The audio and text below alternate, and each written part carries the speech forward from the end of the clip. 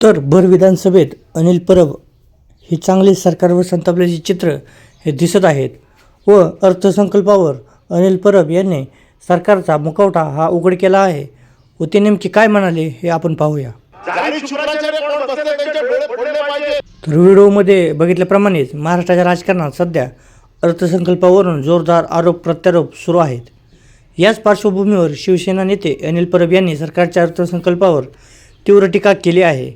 अनिल परब म्हणाले की सत्ताधाऱ्यांनी निवडणुकीच्या काळात अनेक मोठी आश्वासने दिली होती, विशेषतः शेतकऱ्यांचा सातबारा कोरा करण्याचं, पण त्यांनी ते आश्वासन पाळलं नाही।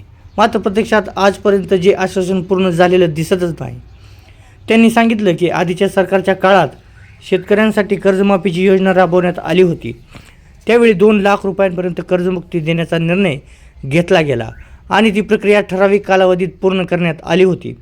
परंतु सध्याच्या सरकारने मोठमोठ्या घोषणा केल्या असत्या तरी प्रत्यक्षात शेतकरी आणि सामान्य नागरिकांच्या आयुष्यात काही मोठा बदल झालेला दिसत नाही, असा आरोप अनिल परब यांनी केला।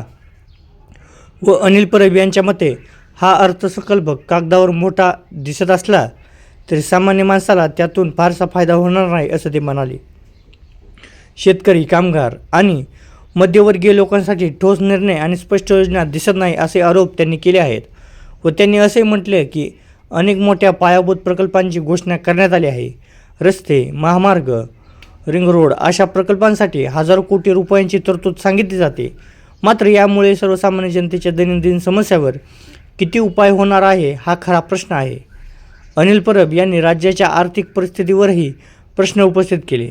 त्यांच्या मते महाराष्ट्रावर आधीच मोठ्या प्रमाणात कर्ज आहे आणि त्यात अजून नवीन योजना येणार जाहीर केल्याचे सांगितले जाते, त्यामुळे भविष्यात राज्यावर कर्जाचा मोठा बोजा पडू शकतो।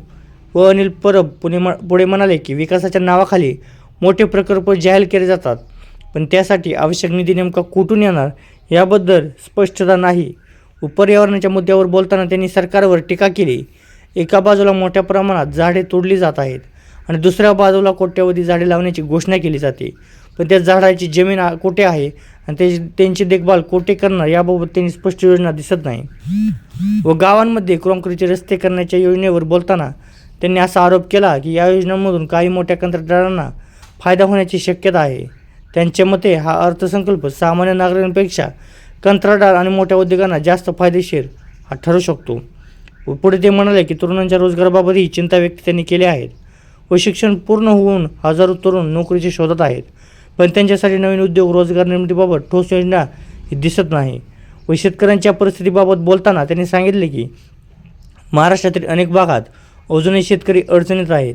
नैसर्गिक आपत्ती, पावसाचे नुकसान आणि आर्थिक संकट यामुळे अनेक शेतकरी त्रस्त आहेत, त्यामुळे सरकारने फक्त घोषणा न करता प्रत्यक्षात शेतकऱ्यांना मदत पोचवण्यावर भर दिला पाहिजे, अशी मागणी अनिल परब यांनी सरकारवर केली आहे।